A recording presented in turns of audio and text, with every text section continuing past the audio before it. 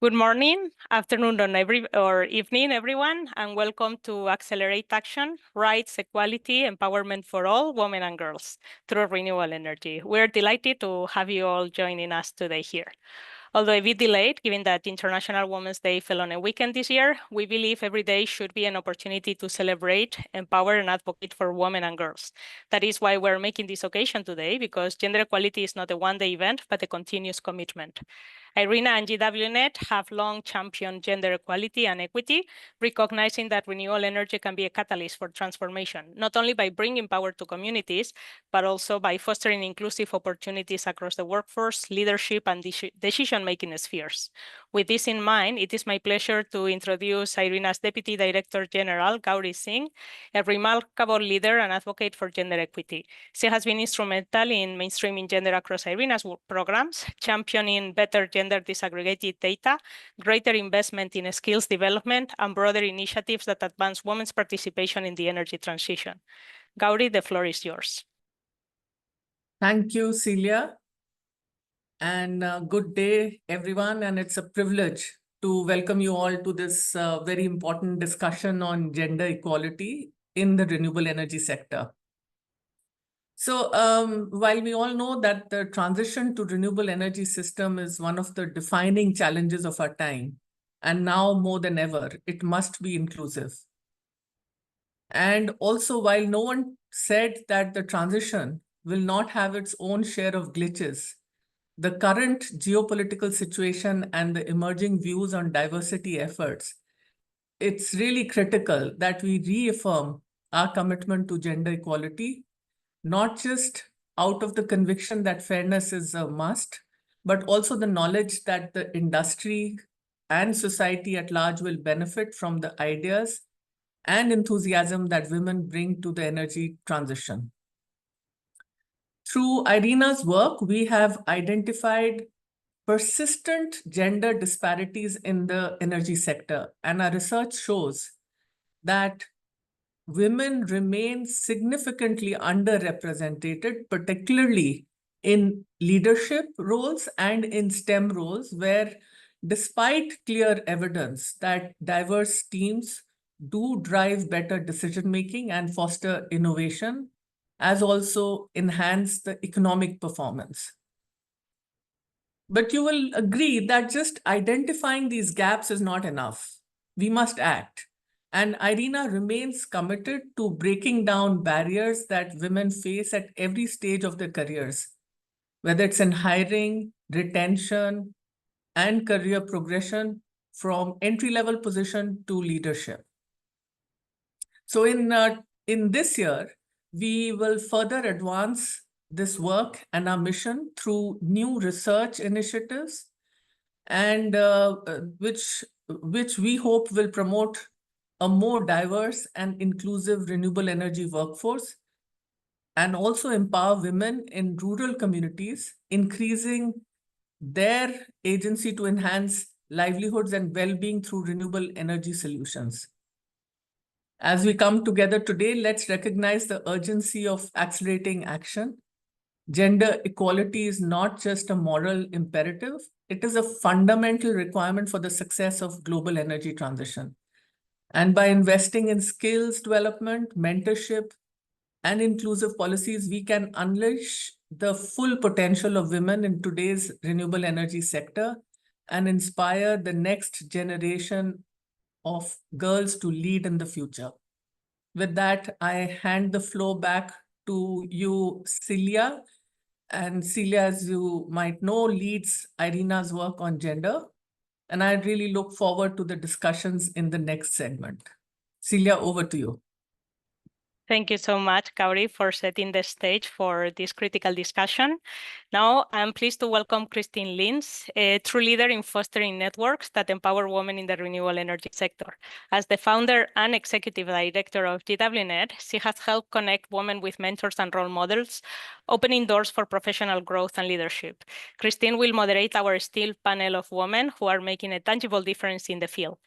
yes, the panel is all women. It is important to acknowledge that gender equality cannot be achieved without male allies, but today is about amplifying women's voice and ensuring their contributions, our challenges are recognized. Before we begin, a quick note on logistics. We encourage audience participation, so please, if you have any question that you would like to submit to our esteemed panel, feel free to submit it in the question and answers Zoom tool. We will address as many as time allows. Christine, the floor is yours.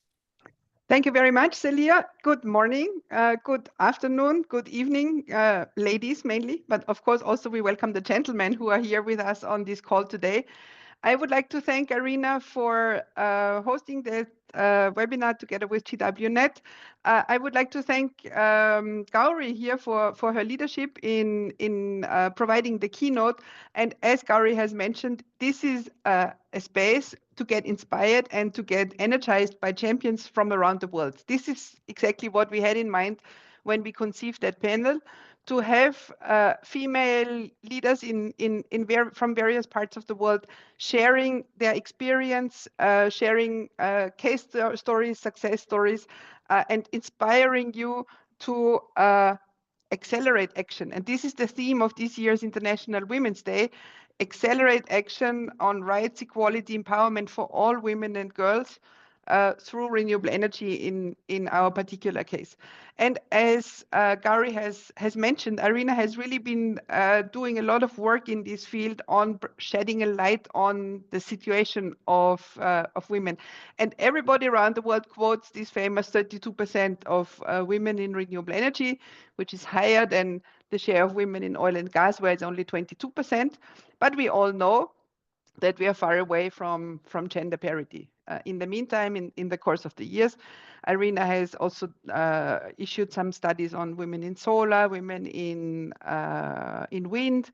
GWNET has worked on a study on the share of women in hydropower. So we have the figures there. We see that there is the need for, on the one hand, empower women in this sector and attract more women to this sector, because clearly when we look at the job figures, we see that there is going to be a substantial increase in jobs, and so the industry really needs the best talents of women and men, and it is a fantastic sector to work in, which I guess my co-panelists will confirm. And this is exactly what we want to discuss today. So I'm going to introduce them to all of you as we speak. And before I do this, yes, there's this famous study that IRENA issued in 2019, Renewable Energy Agenda Perspective. They are, as Gauri has mentioned, currently working on a new study, on an update of these figures.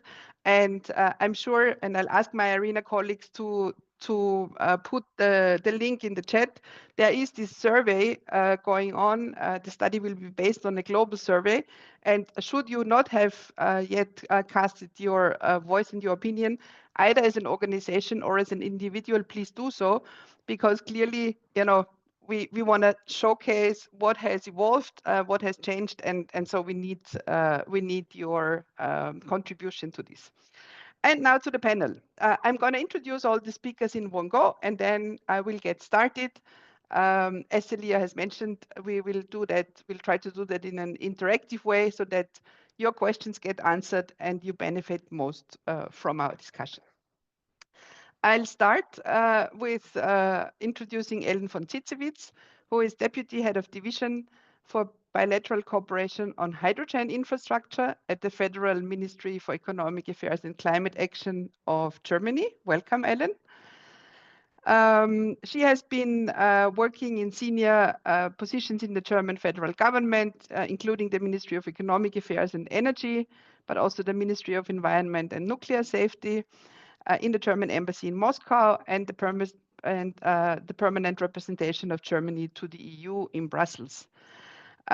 She was several years Germany's focal point for IRENA, and so I think she's also particularly happy to reconnect with the IRENA team, and has coordinated the German G20 position in 2019.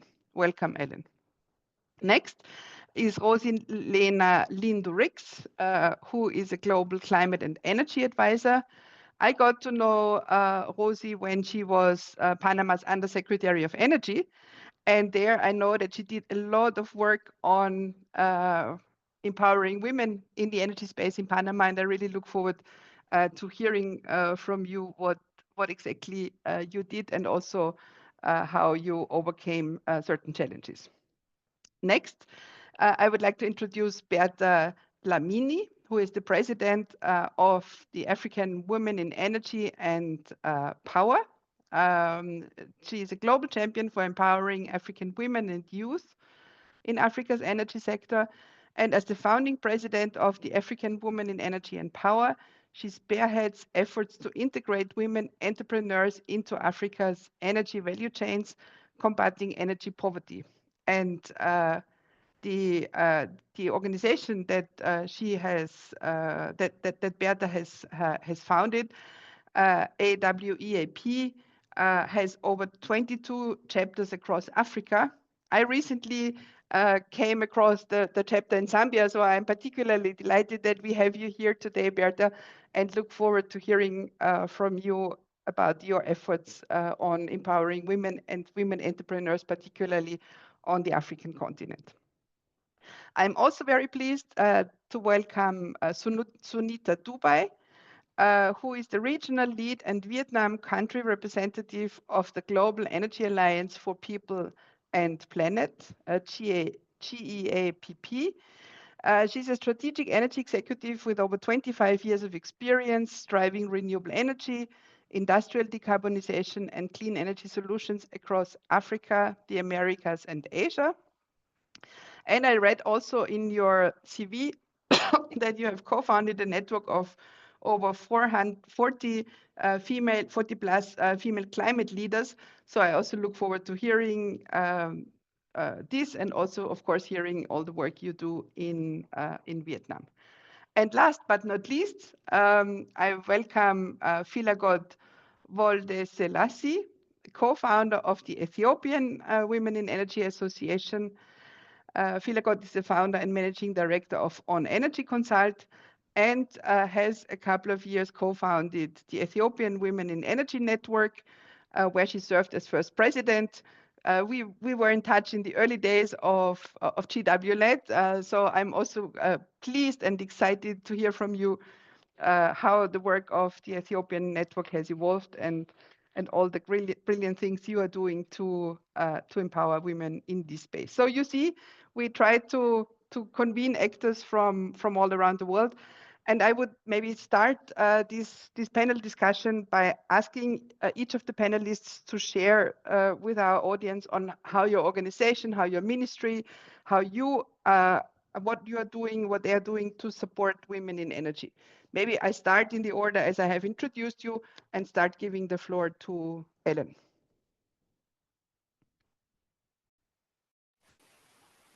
Yeah, thank you very much, Christine, and thank you also, Celia and Gauri. It's also my great pleasure to be here today with you. I think we have already more than 120 participants, which is great.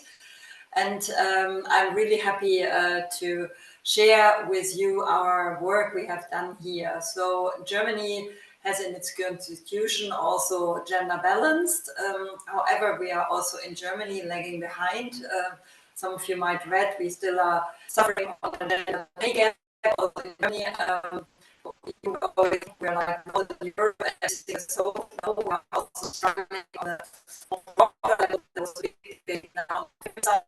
Germany is a big issue now. Actually, we have this issue of violence in general terms. People on the sides, it's really also scary. So the gender work is also a very important work in Europe, in Germany, in other countries around the world. So we're very close to some of the challenges from the other regions here. On the energy side, it was a great pleasure also to launch an initiative which was called Women Energize Women, where we could work very closely together with GWNET on a mentoring program. We also supported networkings, and we also did work skills development with that initiative. We had more than 50 million colleagues to reach, and we also had events during the COP28 and other events. We had fantastic meetings in Munich at the Ellen, Smarter E and Dowry. I just hear from other panelists that I don't hear you very well. Apparently others don't either. Maybe it's good to switch off your camera. Sorry? We had had better problems. This way? Yes, it's better this way. Absolutely. Yes. Okay. Sorry, I'm getting a bit closer to the mic. Once again, I'd like to underline the great appreciation to you, Christina, and IRENA for organizing this event today. I just mentioned some of the challenges we also face in Germany and in Europe, which might sound funny to some of the colleagues in Africa, Asia, or Latin America, but actually we have the same struggles here. We have an underrepresentation of women in most of the high-level decision-making, also in the energy sector. I'm usually the only one, or there are very few women you always meet again. We're struggling each and every meeting to have at least 1 or 2 women at the panels. We have a gender pay gap, which is a big issue in Germany. Again. Now it's better. You have to stay close, sorry. Otherwise we lose you. Okay, sorry for the connection. I was just reiterating the gender pay gap in Germany this year. We have still 16%, so women are less paid for the same jobs than men are. And at the German Ministry for Economic Affairs and Climate Action, we had a fantastic cooperation with you, Christine, in the Women Energize Women campaign. But unfortunately, we are now entering also a new government. We have to see how we can continue these kind of activities also with the new government. We have a conservative government where also gender activities are high on the priorities. So that is something where we have to engage the new government in continuation of our activities. We believe it is very important through our work with IRENA, with the energy partnerships, with networks, with GWNET and other partners to roll out our experience. And I think everybody sees the great value of networking, of sharing the experience in these aspects. So I would not like to stay longer, but rather engage also in the discussion. Very curious to hear also the other presentation. Gender equality in energy is an issue also for Europe, for Germany. Thank you very much, Christine. Thank you, Ellen. Also for pointing out that we face similar challenges in different parts of the world. We often see this in our global work that the challenges that women face are similar despite their cultural backgrounds and also on all different continents. And I think also a very important point that Ellen has pointed out, governments are changing and changing governments have changing priorities. And I mean, we don't see it only in Germany, but I think we see it very, very vividly in the US at the moment, where the incoming president has stopped all diversity programs after the first day of his coming into office. So we make a lot of progress, but we see that still the progress is not a given and can also be easily stopped. Let me go to Rosie. I mentioned in my introduction that we met while you were Secretary of Energy in Panama, and we exchanged a lot on all the initiatives that you've carried out there to empower women. Maybe you can tell us a little bit more about these. Yes, thank you. For me, it's a real pleasure to be here with you today, to have this opportunity to really share and learn in this virtual space life experiences that help us enrich the path of women and men who are in the process of implementing gender equity measures that quickly bring us closer to gender parity. And currently, as Global Energy and Climate Advisor, I'm actively working and contributing to build an energy sector that undoubtedly transmits that is also a habitat for women. And for this reason, in the recent months, I have dedicated myself to document the origins, the development and growth of the 27 existing women associations in energy sector of Latin America, and to describe in black and white the path that we have taken in the officialization and organization of energy authority in Latin America.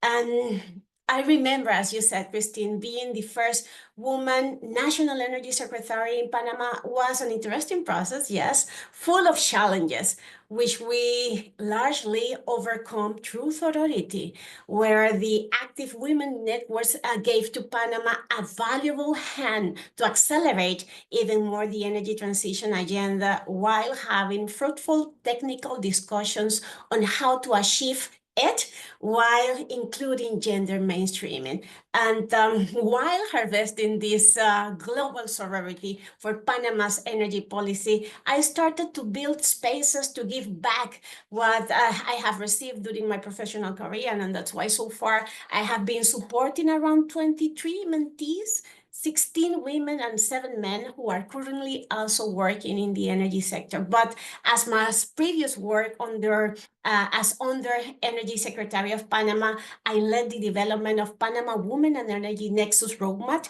in which more than 1,200 people participated actively from the development of this new roadmap from the public sector, from the private sector, from public society, international cooperation, as well as local and traditional governments participated in the process. But to do it right, the country was needing to have a gender balance energy sector baseline. And that's why I developed the first gender equality diagnosis of the country for the energy sector, and fostered 2 years after a second one that really showed us that even after impacting positively the participation of women in the energy sector that increased around 33%, more have to be done to enable conditions for women to grow and to break the glass ceilings. I was really surrounded by wonderful, powerful, and dedicated team in the Energy Secretariat, and we together promoted the establishment of also strategic alliances for gender equality, such as the STEAM trainee program for women in energy in collaboration with Sustainable Energy for All. We did capacity building and empowerment program for indigenous women in photovoltaic systems that we call Solar Champions. We also designed the leadership program for youth in the energy sector, the SDG 7 Academy, as well as we massively create awareness creation programs in energy efficient in commercial centers with a gender focus for citizens in general. We try to mainstream the public policy instruments with a gender focus in the green hydrogen strategy, in the universal access energy strategy, in the interconnected grid system innovation strategy, in the communication strategy for the energy transition, and so much more different tools that we include gender mainstreaming in order to assure that everything that we do in the technical matter have to have a real component to foster gender equality. And also at the beginning of the process, before starting the creation of these policies, the whole institution received gender training to identify our personal bias on gender, and then be able to bring more people to have more capacity building on gender equality, gender mainstreaming, before starting to develop those different tools. And I have to say that why, when we develop regulation on energy, we need to include also the governance in the process. And that's why within Panama, we also create the Energy Transition Council that was also a governance tool created in parity with the public participation, with the participation of the private sector. And we assure that all members have to participate in equality of condition, opening more spaces for women voices. Thank you very much, Rosie, for this very comprehensive presentation. And as you see, it was a very well-fledged strategy that Panama pursued there. You shed a light on the importance of data, because clearly when there's no data available, and you referred to the gender equality diagnosis that you did in the energy sector, when you don't know about the situation, and this is often the case in many countries, it's difficult to act upon and also hold political decision makers accountable. You spoke about the strategic alliances, the governance that is really important to make sure that the decisions that women are really, and of course also minorities and marginalized groups are having a say and a seat at the table.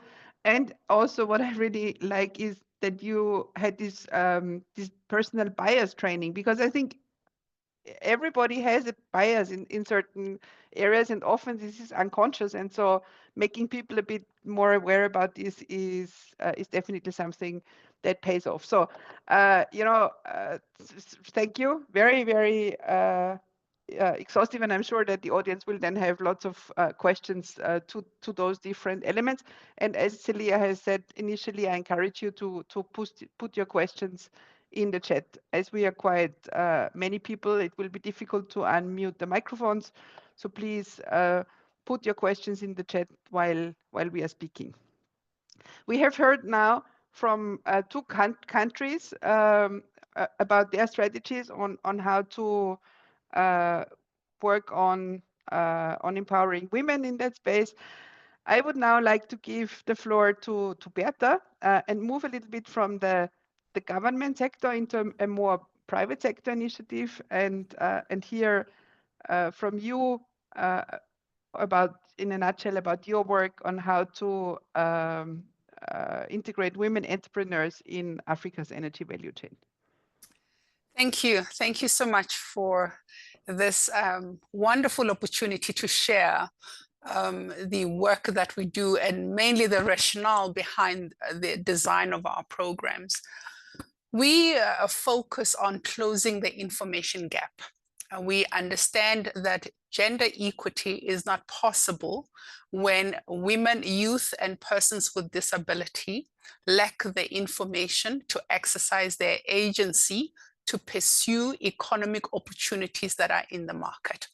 And so most of our programs are designed to present information on ecosystem constructs in a manner that is accessible for entrepreneurs that are successful in other industries that converge with energy. As we know, that energy is the backbone of all industrial activity and commercial activity. And so first we had a series of webinars. We delivered 32 webinars between 2020 and 2023 that reached over 5,000 entrepreneurs from 65 countries. Those webinars were designed to educate women entrepreneurs and young entrepreneurs about the construct of energy value chains. And we cover both renewable and non-renewable energy value chains. But also we emphasized on the construct of electricity markets. So in the continent, through these webinars, we showcase over 46 electricity markets on the continent. The role of utilities, the role of independent power producers, the role of original equipment manufacturers, and their procurement policies by utilities, especially where they've designated market for women. And as we know, most markets have a designation that so much of our procurement budget will be procured from women entrepreneurs, but a lot of those utilities are struggling to reach that threshold because we do not have the supply of women entrepreneurs that are ready to take up those opportunities. Those webinars were successful in sensitizing entrepreneurs on entry points in the energy space.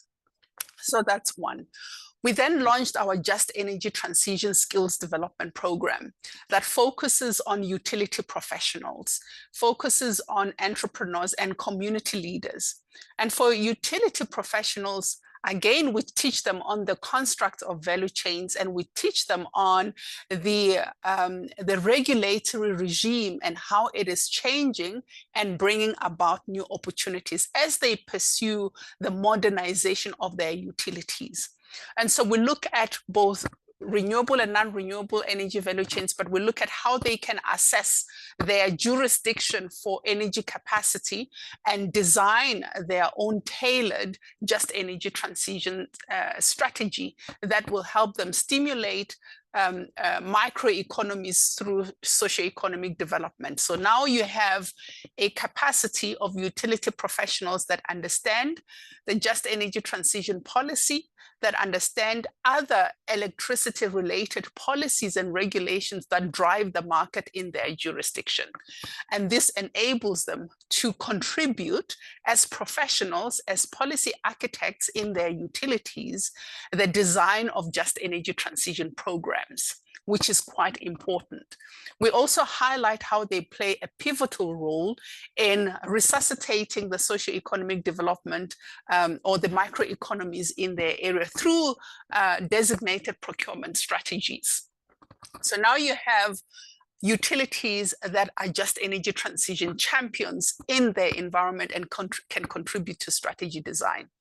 We then focus on the entrepreneur, and we say entrepreneurs that demonstrate business acumen in other industries are just as good enough to play a role in the just energy transition. And we unravel the construct of value chain to identify entry points that present the lowest barriers to entry. And we have experts that truly speak to the detail of the construct of those value chains in relation to the advancement of the regulatory framework, because the two are related. If you don't have supportive policy, then the market opportunities do not exist. And so we train through a very intensive masterclass, which has 17 courses. We cover the vast majority of the energy value chains. We cover entry points based on the maturity of the market, and we look at how energy entrepreneurs can brand and position their enterprises so that they're competitive in the market.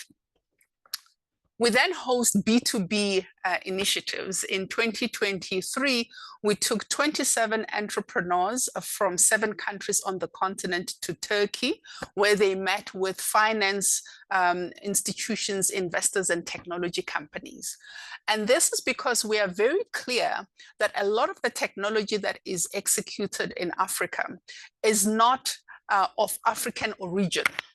It comes from a number of other markets. And these multinationals, when they come into a domestic market, they are looking for competent entrepreneurs who can on-sell their solution systems, products, and services.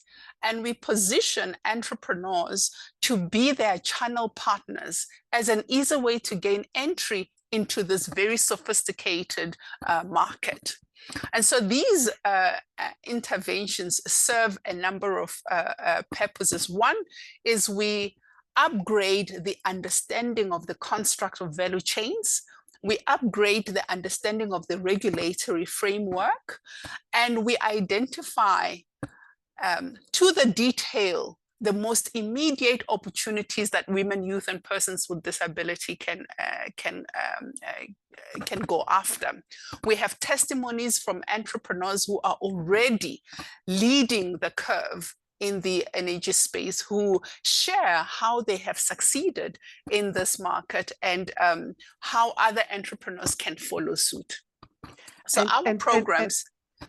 sorry, Bertha, to interrupt you, but you mentioned that you have 22 chapters across Africa. Can you also say a word about how those interlink with each other? Absolutely. So just to conclude on the last point is we focus on ecosystem collaboration. So we work with government, we work with utilities, we work with OEMs, we work with finance institutions to also present how they finance energy projects and energy entrepreneurs from the lowest funding ticket to the highest funding ticket, because access to finance is also highlighted as one of the barriers. We now have 30 chapters. Our chapters have increased.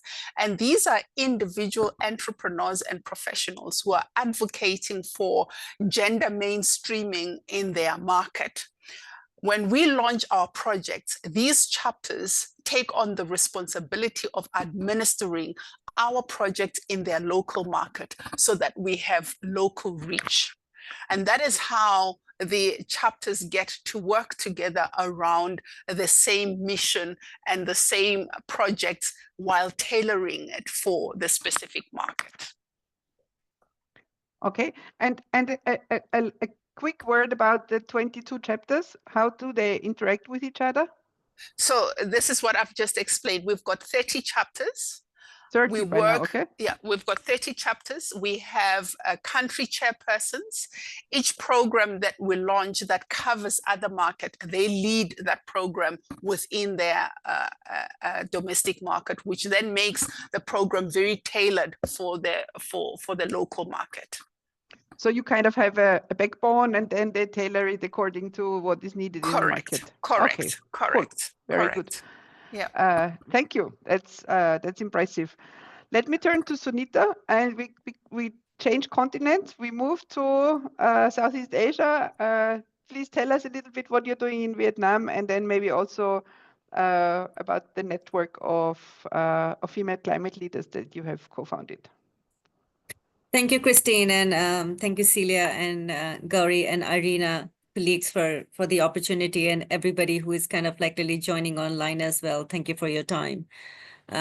So I am part of this Global Energy Alliance for People and Planet. We work on 3 continents, which is Latin America, Africa, and Asia. So I'm based in Vietnam, but I also look after the regional work.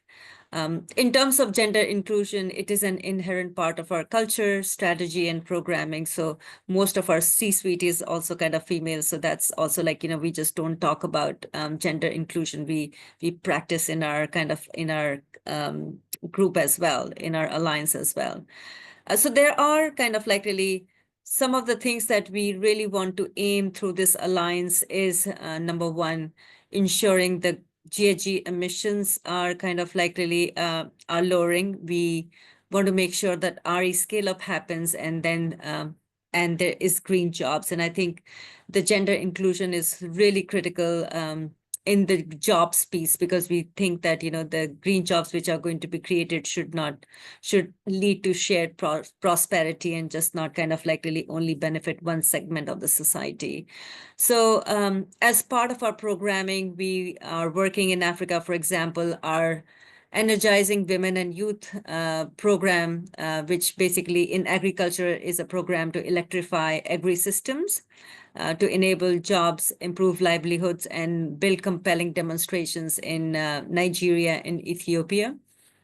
In India, we are working closely with the Rural Livelihood Mission to design and develop programs enabling reliable clean energy access, almost leading to improved productivity and income for 50,000 women-owned enterprises.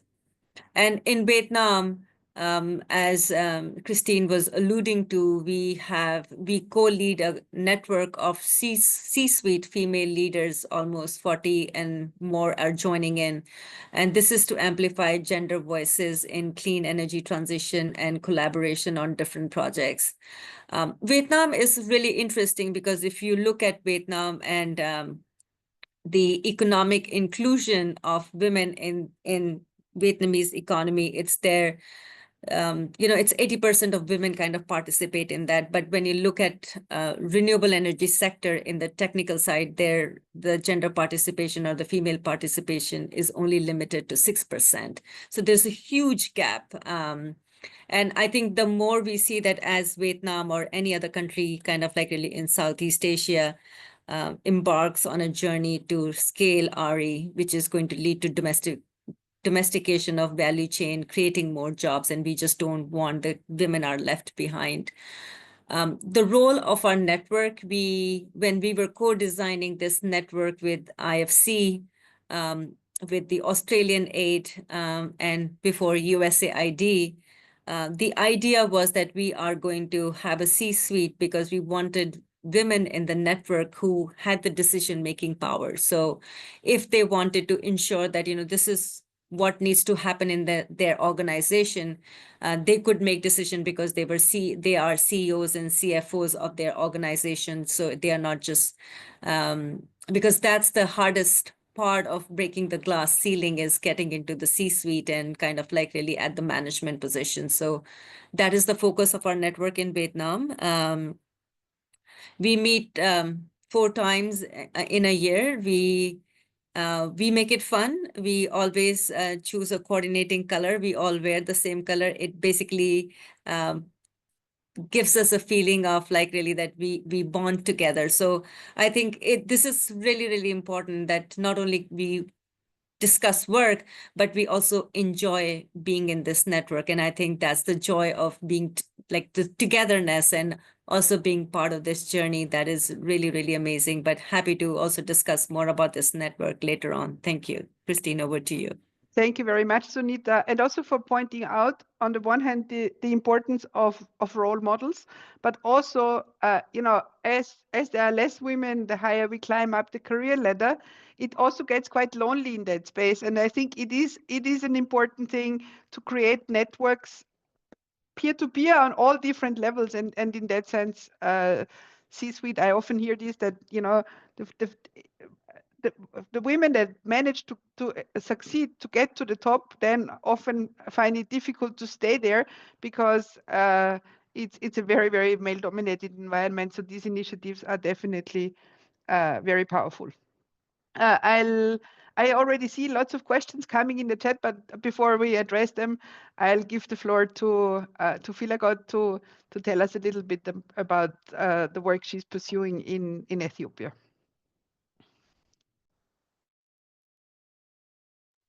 You are on mute, Philagot. We don't hear you.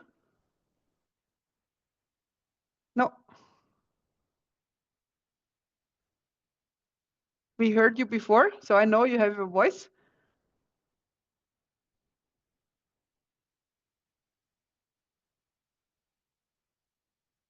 No, still not.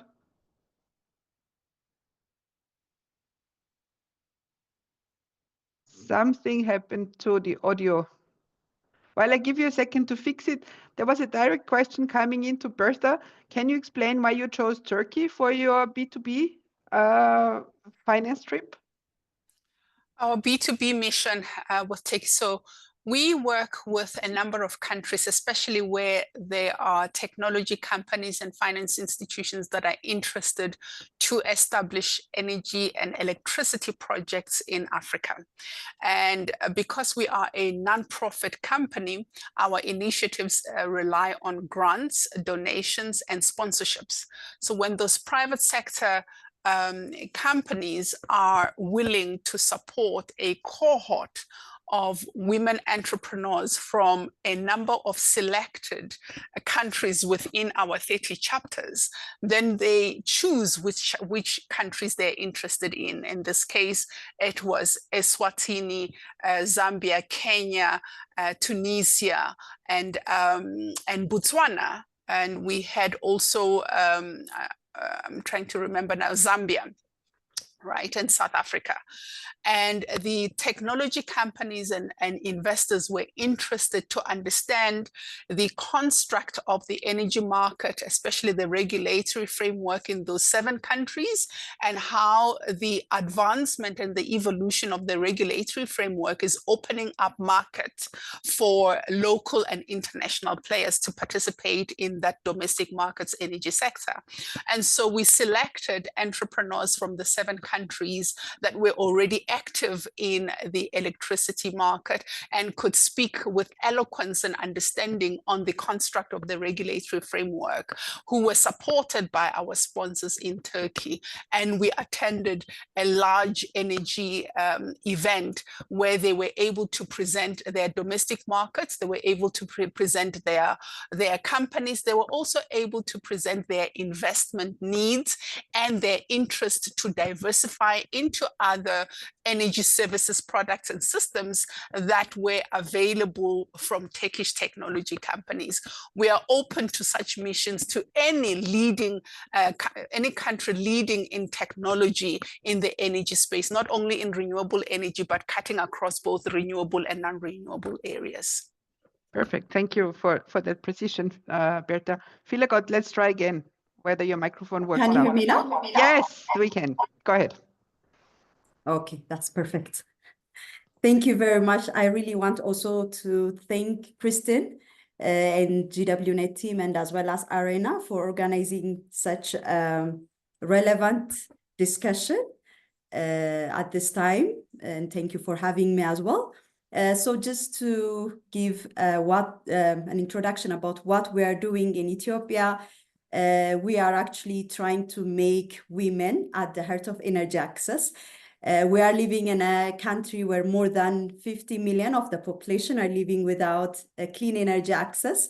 So the government and private organizations are trying to tackle this challenge and provide clean energy access for the population. So when we are talking about that, without making women at the heart of this energy access, we think that we cannot achieve what we want to do. What we're doing basically is we are trying to show or make visible the women that are working in the energy access. By the way, IWEN, or the Ethiopian Women in Energy Organization, it's an association. So it's not a profit organization. So it's actually made up of the women working in the energy sector. So we have different members.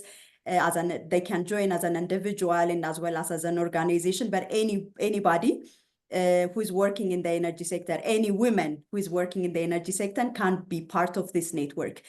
So what we're doing is we have 4 different major pillars that we are focusing on right now. The first one is visibility. So we want to demonstrate women as an important part of the sector, not only as user of energy products, but as well as by playing a major role in the energy access activities and projects. So we are trying to award the women that are influential in the sector. So what we're doing is people will nominate the women that they think are role models, and they see their works as a role model and inspiring for the community. So they nominate them.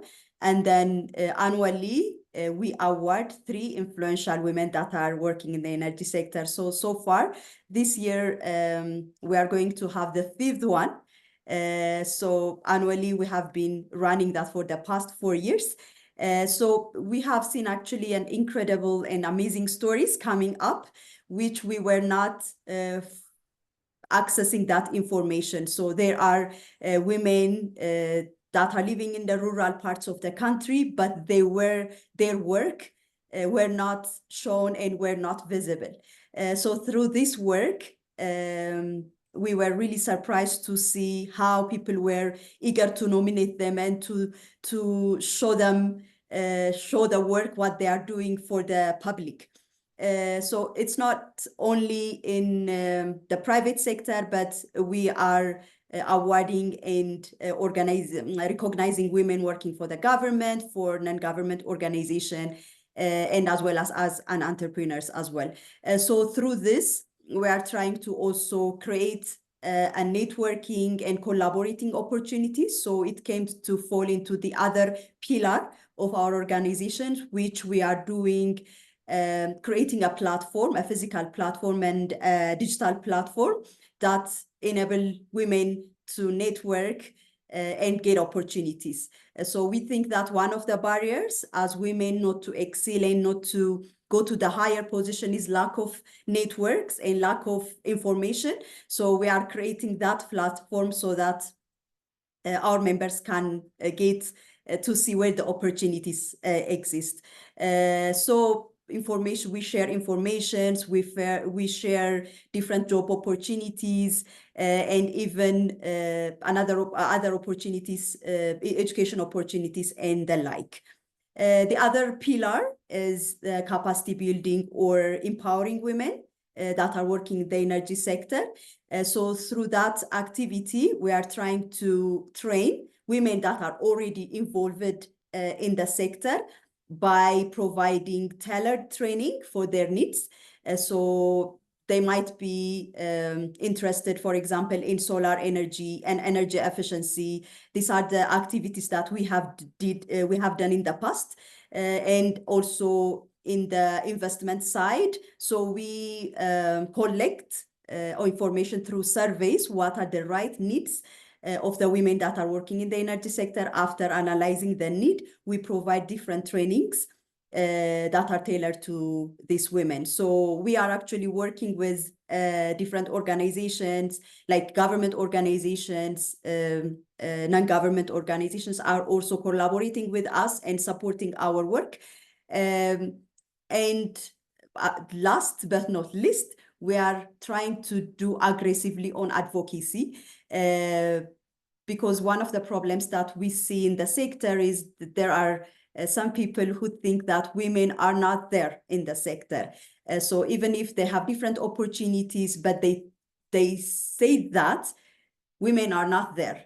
This is a male-dominated sector. Even if there are different applicants for different positions, different business opportunities, they say that women are not there. That means they don't apply, or there are different reasons why they are not showing up over there. So we are trying to do advocacy work and to ensure equality and provision of opportunities for the women in the energy sector. So by doing all these things, we are trying to create more opportunities for our members, and as well as to create opportunities for the people out there. Thank you very much, Vilagot. For highlighting the importance of networking. We often hear that women don't have time to do this, but when you think about that, your network is your net worth. So then it's really clear that this has to be an integrated part of your work and not something nice to do in case you have time. So we have heard inspiring stories from all around the world, but at the same time, we live in a time, and Ellen alluded to it little bit, but we also see it now coming from the US, where diversity considerations are really facing a backlash in many parts of the world. And so I wonder, especially taking up the theme of accelerate action of this year's International Women's Day, what are your thoughts on what can we do to counteract this and even accelerate action and not downsize it? Any ideas? What is needed? What can be done? Anybody who wants to come in, please. Yes, Gosi, go ahead. Thank you, Christina. And I think the question is extremely pertinent for the development of societies. We must internalize that development cannot skip the process of being fair to individuals of all genders. This really involves the special use of measures to compensate for the historical and systematic bias and discrimination suffered by women, by all, and to keep in mind that gender equality can be also interpreted as social justice. We must combat the misinformation associated with gender equality with clear and compelling data on how gender equality is not a social service, because it's not, but it is actions to improve the quality of life of humanity in general. We must fully address the elimination of unequal power relations that limit women's rights in relation to decisions and autonomy related to access to and control over resources and earnings, participation and decision-making, but also to control over freely and responsibly deciding on issues related to our reproductive rights and what all of this entails. We need to understand that gender equality, in addition to being a fundamental human right, is essential to achieving peaceful societies. to deploy full human potential and harvest sustainable development from it. And therefore, at the highest level, we are entailed to continue reviewing and improving gender policies and its implementation, to reiterate the commitment to gender equality, to official communication and messages by leadership, and also that message have to come from senior executive. We need to create a zero tolerance campaign against sexual harassment and discrimination and enforce it. We have to be very vocal on this. We must and have to continue development STEAM programs for women, designing inclusive hiring practices, but also incorporating more women into the higher level decision. But most of all, I think that we must continue striving strongly on gender equality, strategically, with intelligence, adapting our communication channels to fight back gender equality detractors, and also to make them find an ally on us, find an ally on gender parity and gender equality, to find a reason to bet on an inclusive development for all.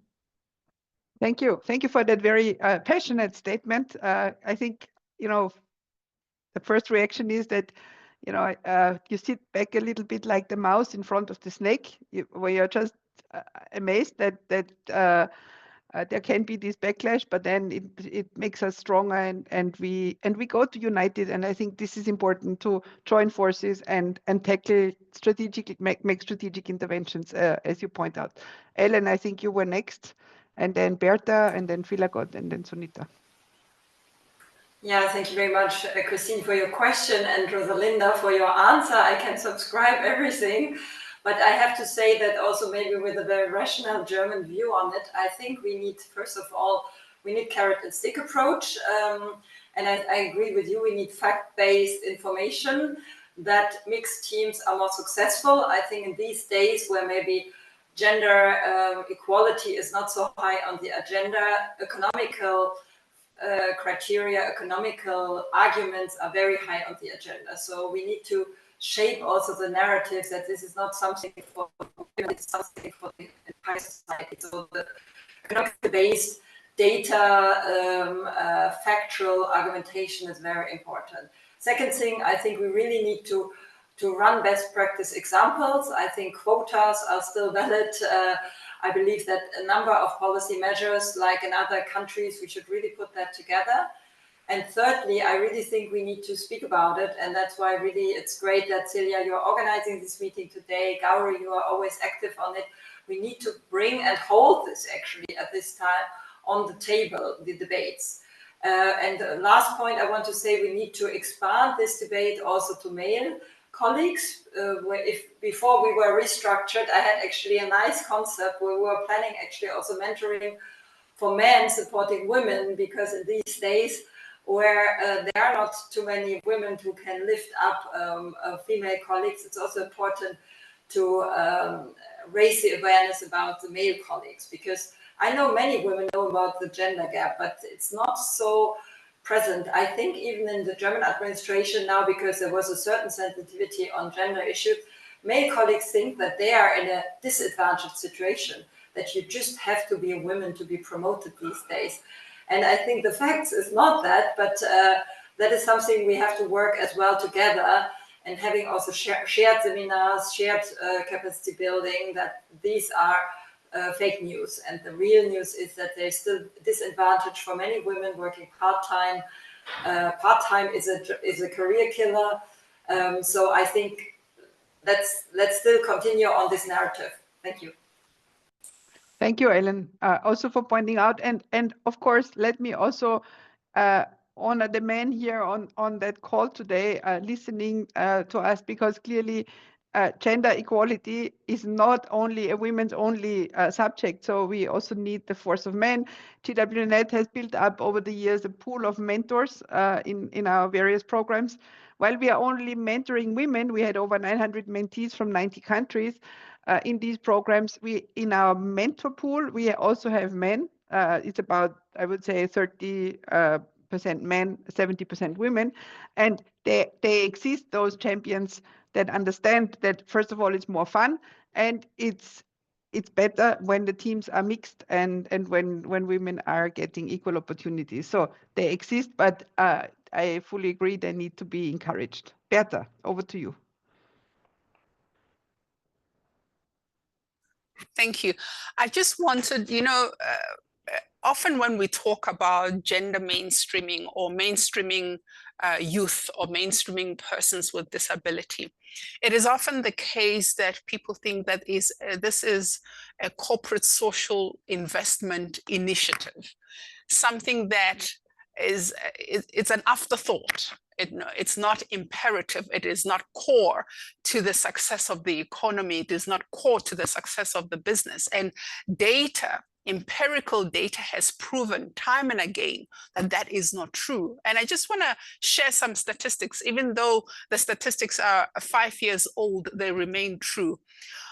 As it relates to the African continent, Africa's female entrepreneurship is highest in the world, with 27% of women on the continent engaged in early stage entrepreneurship activity. Women in Africa make up 58% of the continent's self-employed population, 58%. And therefore, women represent a vast reservoir of entrepreneurial potential, talent, and resilience that can truly ignite industrial activity and anchor the pathway for sustainable economic development. As at 2020, women-owned companies worldwide would represent over 40% of registered businesses. Global female income would reach $24 trillion. This was a statistics in 2020, $24 trillion. Women were also expected to control over $43 trillion of global consumer spending. That was in 2020. And while by 2030, there would be 100 million more women in the global labor force. Now, it doesn't take a rocket scientist to look at these numbers and understand that the female economic dividend is going to drive socioeconomic development across the globe. And if we do not put in place supportive structures and policies that ensure that we centralize the role of women in our economies, in our sectors, in our societies, we are losing out on intellect that can truly change the trajectory of our development as a human race. Yeah, thank you for pointing it out, that we just simply cannot afford to neglect half of the world population. That's a very strong argument indeed. Philagot. Yeah, I totally agree with all of the previous panelists have said, but I just want to continue on what Ellen has said. Now we lost you. About we have to. Hello? Yeah, you were breaking up. Can you hear me? You just said, I want to continue with what Ellen has said, but then yes, we Ellen lost said you. about we need to speak about it. I think we have a long way to go. I mean, what we have done right now until now is like very, very limited. So we have to continue like the advocacy work, because advocacy, we cannot see the impact of advocacy by counting the number of advocacy or the number of webinars or the number of activities that we're doing, but we have to measure on the impact that we are currently seeing on each market. So when I try to reflect what we have here in Ethiopia, the need is very high. So even if, for example, like when we count the number of applicants or the number of women that are nominated each year, I mean, the number is really, really high, but our resources are limited. So we are able to just award and give that Influential Women in Energy Award title just only for 3 women because of the resources. So I just want to say that we have a long way to go. And the second point that I want to add on this is on what Berta have said, the numbers, the statistics, we have to look at those numbers. We have to look at the need, and we have to make the advocacy work evidence-based, fact-based.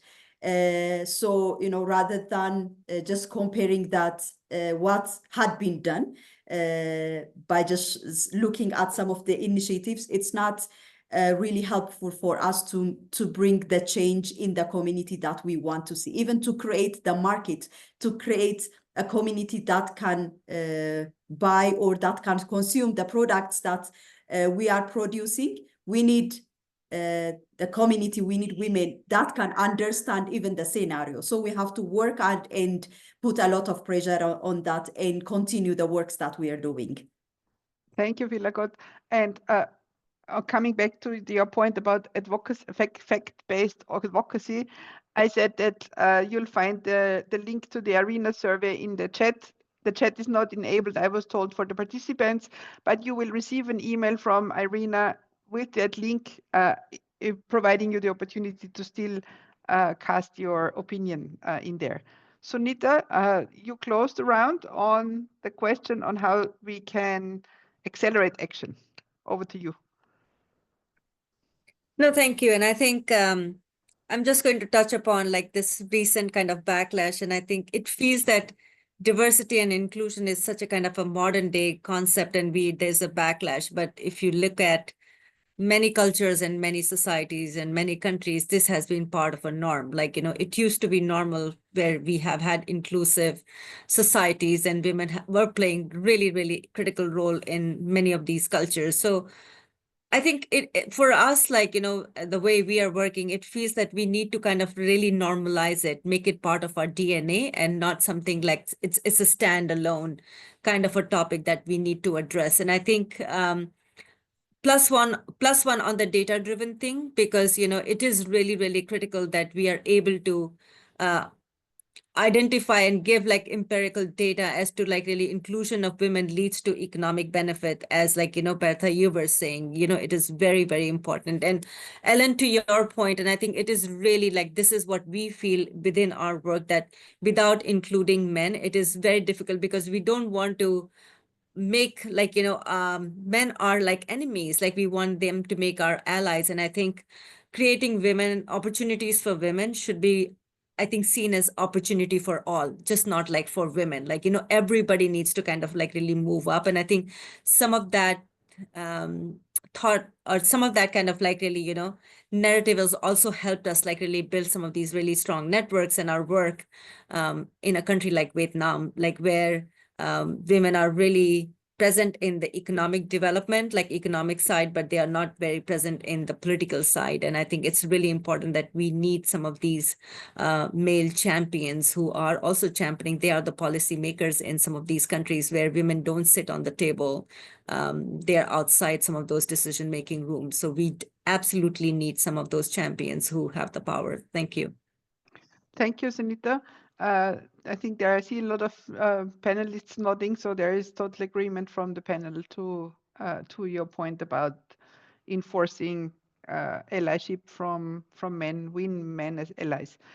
I'll take in some questions here from the audience. There's a question from Martha Bello from Lesotho. She's a deputy chairperson of Women in Sustainable Energy in Lesotho, regarding funding, especially for rural women who lack education and access.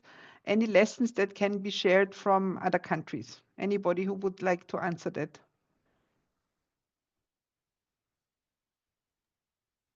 Okay, thank you for the question. While we were implementing the design of closing the electricity gap and the universal access to energy gap in Panama, what we did first of all was really evaluating the number of energy demand that we have current right now, and also how it will grow in the future due to climate change impact. After doing that, and also by really believing in the power of cooperation, radical collaboration, we evaluate what if the level of investment that we as a government can do in order to supply electricity access and also clean cooking tools, and the other part, that is related to adaptation to climate change, because if you want to adapt, you need more energy to that. We define in that moment the government can invest like this, but asking for a supply that historical responsibility in order to assure development. We developed a universal access plan asking for adapting the creation of grids and mini grids with a cooperation not only among the different funds internationally, but also within the different private companies in Panama that are related to electricity, to fuels, but also using the already existing infrastructure of cooperative within the country. And in order to do that, we also invest on programs for capacity building of indigenous women in rural areas. And in order to level up their knowledge, the participation of the other different institutions on the industry, the Commerce and Industry Ministry, the Ministry of Health, the Ministry of Women, not only with the National Energy Secretary, we were able to develop a mass capacity to install the photovoltaic systems in order for them also to manage locally the isolated system, but the mini grids that are under construction right now. But I really believe that we need to bet in evaluating the international cooperation in a different way, not only to provide, but also to accelerate the access of resources, but assuring that the financial sustainability is going to be part of the new dynamic of the rural areas. Thank you, Rosie. Ellen, please. Yeah, I think we also need to move or evaluate our development cooperation in an honest way. I think we need to look more on the output than on the process. I think in the last years, at least when it comes to the European cooperation approach, there has been a lot of funding spent on strategies, on policies, on consultancies.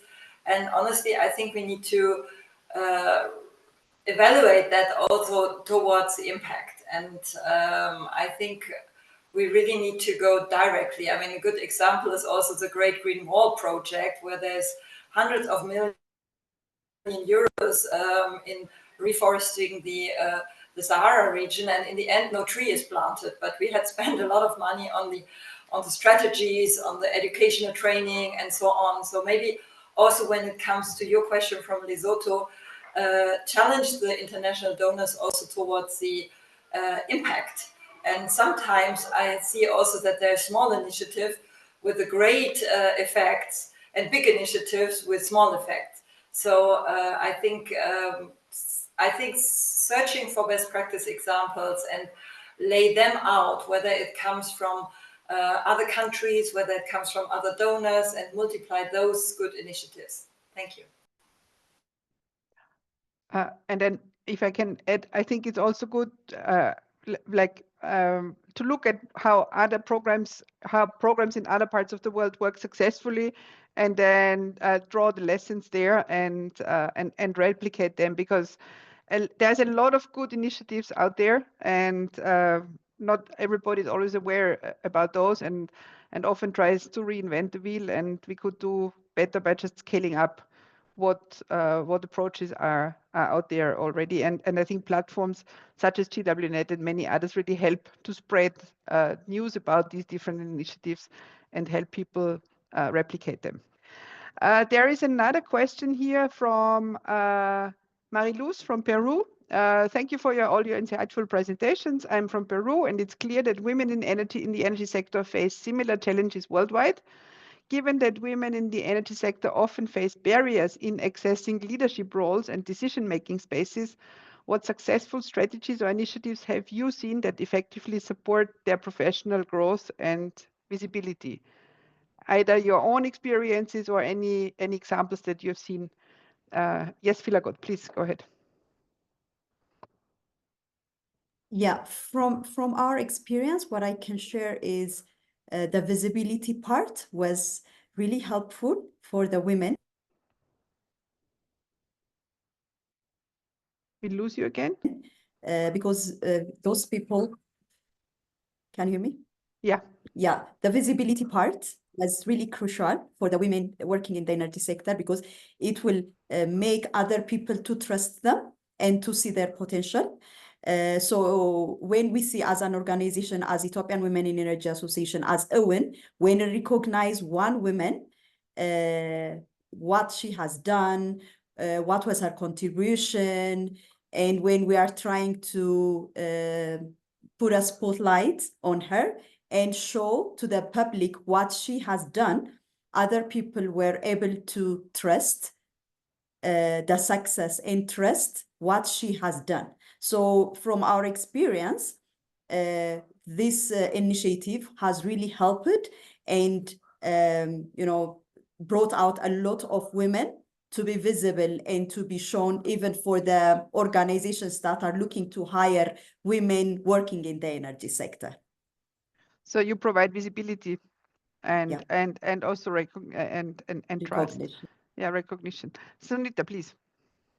So I think what we have learned, Christine, from our C-suite network was, I think it was really interesting for people to see that there were so many women who actually were holding, like, these very high level position. And I think it's peer to peer also, it was interesting for them to, because they could understand, like, how hard they have worked to be there and what it takes to be there. And I think this is like really the support, not just for each other. And I think this is exactly what we need. And I think for whenever we have an event, we get a lot of publicity. And I think using all kind of media, whether it's a social media and all that, it gives a lot of visibility. And rather than going as an individual, when we go there as a group, I think our voices are amplified. And I think that makes a lot of people just hear us clearly and loud. And I think that was also, and it gave us a little bit of safety net of not being alone, but being together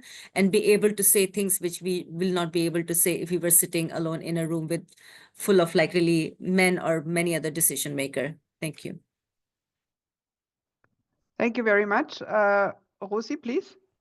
Yes, I just want to share a little story, because in 2019, 2020, I was a mentee from GWNET. And I remember that even though at that time I had a leadership role, but I felt very insecure of myself. I was very sure that I wanted to become energy secretary someday in my future career. But during that process, during that year, I started to develop and to empower myself through the different techniques and tools that I received from GWNET. And I have to say that when I finalized that space with the support of my mentor, that actually was, she is from Germany, I felt prepared. And I didn't understand that also something was evolving on me. And after I finalized the program, I received the offer to work as under Energy Secretary in Panama. So I think that is very, very important to pass through that process of sorority, to pass through that process of building new technical skills, but also soft skills that make you feel more secure of what you know and what you do, but also complement that with information. Always keep updated, always evaluate what is happening in your country, what is happening in the world, the different opinions, and then feel completely sure that that sense that you have developed through the experience, through knowledge, through collaboration is right. You have to believe in you in order to continue growing, and always have being surrounded by people that also believe in you. Thank you very much, Rosie, for this personal testimony. Yeah, I think I can only confirm what you say. We often find that women lack a little bit of confidence, and through participation in mentoring programs, for example, they get that extra boost that helps them to really step up the career ladder. Our time is already quite advanced, so I would like to ask a last question to my panel here. We have different representatives from different parts of the world. Can you think of any joint initiatives, something we can do together to accelerate action to empower women and girls, or any of your personal commitment to accelerate action, you know, to honor the motto of this year's International Women's Day? What is it? What will each of you do to accelerate action? Any ideas what we can do together?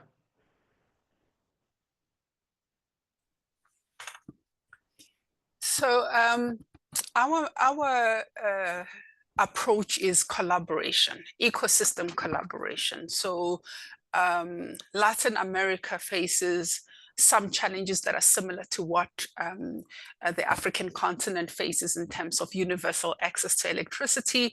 There are success stories that we can learn. Same with Asia. There are some success stories on off-grid solutions and the integration of renewable energy, which we need on the continent. And certainly, you know, Germany has played a leading role in supporting a best practice in universal access to electricity. And so when I look around, we're already a collaborative partner with women in energy in Ethiopia, Ethiopian women in energy. And so when I look around the virtual table, I see the prime opportunity, of course, with GWNET, the prime opportunity to look at how we can bring women entrepreneurs together to explore technologies that can be brought to our different markets and best practice that can be brought to our different market. In Africa, we have Her Excellency Ms. Lerato Mataboge, who has just been appointed Commissioner for Energy and Infrastructure at the African Union, based in Ethiopia. And so I would extend a hand to my Ethiopian sisters to say, invite all of us to celebrate her appointment, but to bring women from different corners of the globe to explore how we can pursue universal access to electricity. So we're looking at energy consumption, but we're also looking at women playing a role in bringing the solutions to the different communities. That for me is something tangible that we can work together with the support of Ms. Ellen to stage not only a convening platform, but to truly exchange information on how best we can accelerate universal access to electricity and the participation of women as the key solutions providers. Thank you. Thank you. Philagod, I think, and then Rosie. Yeah. One of the things that we can do together that I'm thinking is like providing soft skills training. It might also help to respond one of the questions on the chat from Radia from Algeria. She mentioned that even if women receive a high-level training and achieve academic success, sometimes that does not answer all of the challenge that we have. So like soft skills trainings, I know GWNET have been working on the mentorship program, which is really helpful and which gets a one-to-one learning experience from mentors. But apart from that, you know, providing how to be confident and how to be able to express yourself, how to fight, how to negotiate, how to be emotionally intelligent. All of these things are really, really also critical to survive and to excel in the sector. So even from our side, we are trying to start some of the initiatives, but globally, we can also target the women that are working in the energy sector and to empower them through this kind of soft skill trainings, which are mostly different from the technical trainings that we get from school. Thank you. Yeah. Rosie, please. Yes, girls need to see and meet women breaking the mold in professions that are usually dominated by men. For sure, global campaigns are that highlight women in the energy sector are essential. And one of the things that I would like to highlight is including the life testimonies of the participants as one of a wonderful program that was created in Colombia that is called Technical Line Women in Electricity Grids program. Could be a good start because this program was managed by Grupo Energía Bogotá with the objective of undertaking actions to promote gender equality in a greater number of daily practices and activities within the power transmission sector to increase the participation of female opportunities in the area of influence, not only in transmission projects, but also in the operation on the different transmission grids. But also, if in programs like this one, we could include a component when implementing these type of programs of lesson learned and lessons in the process of being learning that could be shared during the period of capacity building with girls and young people of all ages, will be easier to foster that we can do it mentality in the new generations. And also, I think that it's very important to continue involving men in this process. We should analyze the number of males that we have as mentors in our professional life and the role they play in our life, and continue adding allies, men allies, to the official mentoring programs at local, national, and global levels. We could create something like trending topic like hashtag woman ally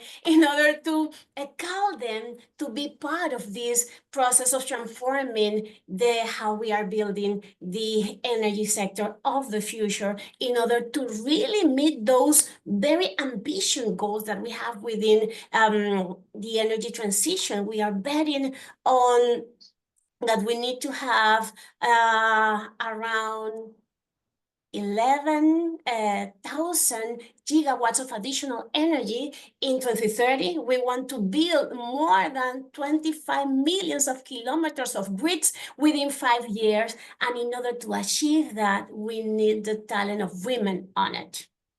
Thank you, Rosie, for your passion about it. This is very important. Sunita, please. So I would say that, one of the things that we are finding would be very helpful. So we run a small network of women in Vietnam.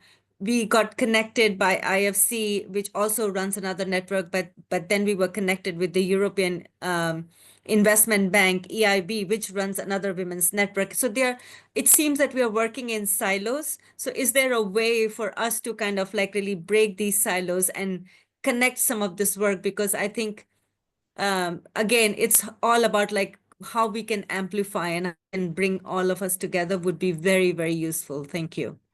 And to add on this, I will put you in touch with colleagues from GIZ in Vietnam who have worked on a study on creating a women in energy network. And I think that would be very complementary to yours because you are the C-suite and they are more the women, I don't know whether you're already in touch with them. No, we already work with them.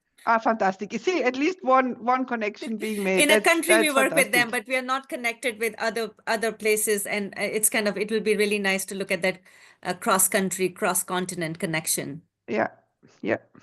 Thank you. Ellen, please. Yeah, I think this year needs to be kind of recovering, I would say. A lot of good initiative which we had over the last years, connecting the dots, and I would be very happy to facilitate that process. I would also like to thank IRENA and also encourage IRENA playing a vital role in this. And you all, when you're in contact with German European decision makers, you need to raise this point as well. So we will try to work within the system, but we also need your kick from outside. So I'm very confident, and also with you, Christine, we have some follow-up activities we need to discuss to kind of revitalize, because in the end, I think we can choose different topics. I very much like the private sector element in it, but I think we also need a bit of resources in revitalizing these activities. And in the end, it is really also creating networks, global networks, encouraging each other, helping each other, putting each other on panels, making each other visible. And so thank you very much, Christine. Thank you, Celia. Thank you, everybody, from my side. Thanks a lot, Ellen. I would like to echo your words and also thank all of you, those champions. I think we have in the short amount of time available, we have showcased lots of different initiatives, complementary initiatives. We learn from each other, and hopefully also we manage to ignite and motivate the audience with our enthusiasm for the subject and the patients for mainstreaming gender consideration in the energy field. Thank you very much. And now I hand back to Celia for the closing words. Thank you so much. Thank you to the incredible panelists and Christine for moderating very well, for your insights. Thank you to the audience for the engagement. Your questions have really enriched the panel. Apologies for not having time to address all of them. Today's discussions reaffirm that while progress has been made, much more remains to be done. We need to continue to uplift and support each other, ensure that our voices are heard, our expertise is valued, our leadership is recognized, and also, as the panel highlighted, all together continue to debunk the misconception that gender equality seeks to elevate women above men. And together bring these men to the fight as well. Hashtag #menally, no, Rosilena, that's what the hashtag we created. IRENA and GWNET, I think we remain steadfast in advocating for a just and inclusive energy transition, one that challenges the systemic barriers and ensures that no one is left behind for sure. Christine mentioned that one of the things that IRENA is doing in collaboration is the survey, the online survey that is still available at www.irena.org/gender-survey. So stay tuned for more initiatives, research, opportunity to drive meaningful change, for more discussions, hopefully more to come. And thank you all for being part of these important conversations. We look forward to together accelerate action for gender equality in renewable energy. Have a wonderful rest for all of you. Thank you. Thank you so much.